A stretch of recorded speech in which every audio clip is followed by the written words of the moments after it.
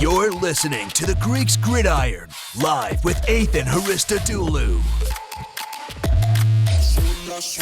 Welcome back again to the Greeks Gridiron, everyone. I am Ethan Haristodoulou. It is March 2nd, 2022, and today I am going through my best free agents fits series, and we are continuing on with the mile-high Denver Broncos. I got a couple of guys picked out here that I'm going to be talking about with you all. The second guy will lead to a little bit more of an extended conversation, I think, because the second guy I have listed on here is more based off of what ends up happening at the position specifically. I won't get too specific until we actually get there. I don't want to spoil anything for it, but let's talk some Broncos fans. Before I get into this, let me know down below, who do you want to see the Broncos go after in free agency and bring in to help shore up what has been an excellent defense so far and an offense that is probably a piece or two away from ultimately this team entirely being an actual playoff contender, in my opinion.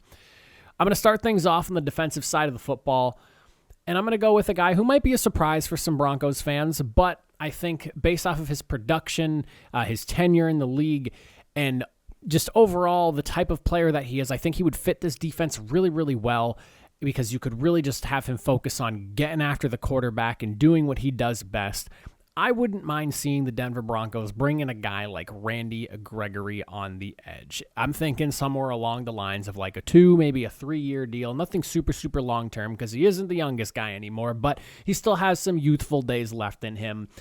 It might sound a little crazy, but I don't think this defense really needs a ton of money being put into it.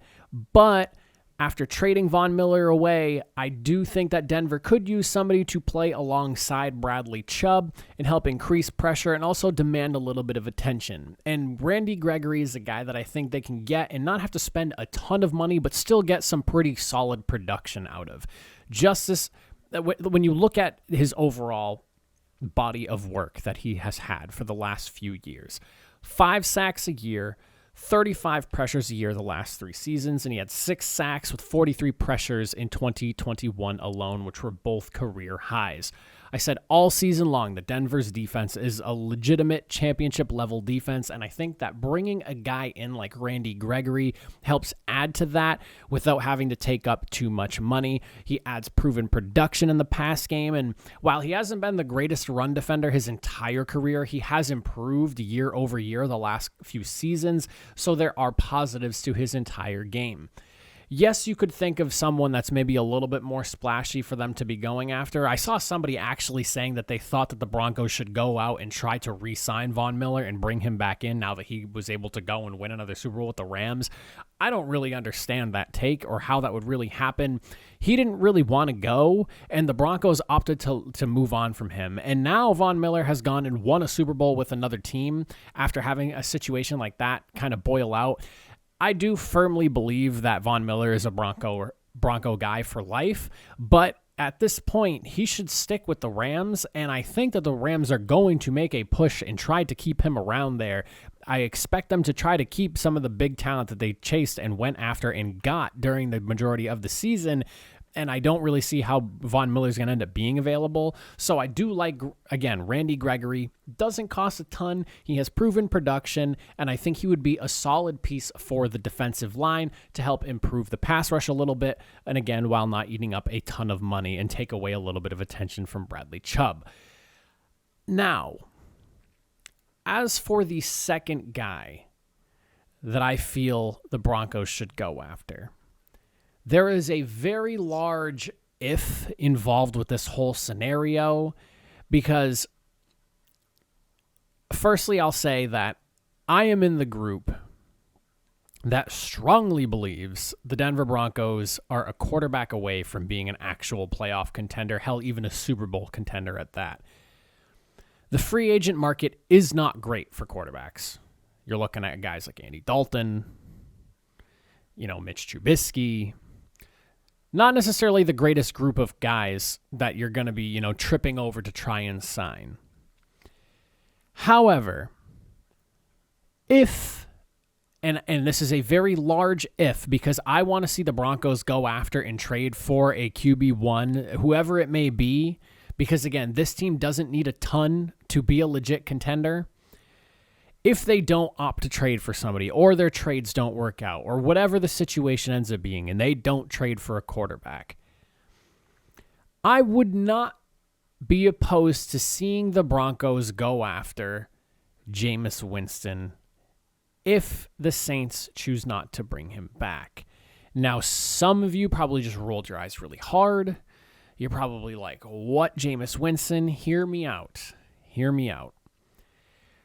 With a talented Saints defense, and I would say decent to, at times, solid skill players on offense, outside of Alvin Kamara, of course, who is Alvin Kamara, the Saints were 5-2 under Winston. They were looking like a legit playoff team before he went down with his ACL injury. I firmly thought that the Saints were potentially going to run away with the division as well because they were still able to beat the Bucs both times they played them. And if they were able to do anything more offensively throughout the majority of the season, they probably make the playoffs. And do I think that they win enough games to maybe steal the division from the Buccaneers? I mean, they had 2 games over them, possibly. Maybe not, possibly. I'd say overall, when I look at the Broncos offense, especially skill position-wise, they're probably more talented than the Saints are collectively with what they fielded last year. That's not including Michael Thomas because he hasn't played in like 2 years. I think that the Broncos wide receivers, Melvin Gordon at running back, and the pairing that they have over there with their running back group altogether is definitely a better unit offensively overall. And the offensive lines, I would say you probably give the edge to the Saints because they had Teron Armstead last season. But the Broncos offensive line, definitely not the worst group in the league. You might not say that they're the best. They're somewhere in the middle, maybe slightly above average, somewhere around there. Broncos fans, you let me know what you think about them. But the biggest issue with the Broncos offense this past season was just the inability to push the ball down the field, and it felt very conservative, and I just felt like Teddy Bridgewater was kind of afraid to take those risks and make those big plays. I don't know if he has the arm strength for it. When you look at Winston, 5,100 yards, 33 touchdowns. Granted, he had 30 interceptions that same season. You don't get 5,100 yards and 33 touchdowns by mistake in the NFL. It's not like everyone's just throwing for 5,000 yards a season. Even in the pass happy league that we have with an extra game added this season, it's not like we had 6 or 7 5,000-yard passers. All I'm saying is Winston has a big arm. When he was on the Saints, he looked really, really good. Unfortunately, he went down with an injury, and I'm left here wondering, and I'm sure a lot of Saints fans are left there wondering, damn, where could have we gone if we didn't lose Winston and have this QB carousel that we were dealing with? Because that defense was lights out, and the Broncos defense, I would argue, just as good, maybe even if not better than what the Saints fielded. You have a really good team, and again, I'm only vouching for him if they cannot trade for somebody else.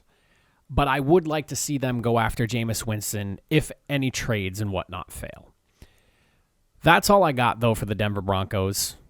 Like I said, Randy Gregory, good deal. You don't have to spend a ton of money on him. Proven production in the pass rush and also steadily improving and defending the run as well.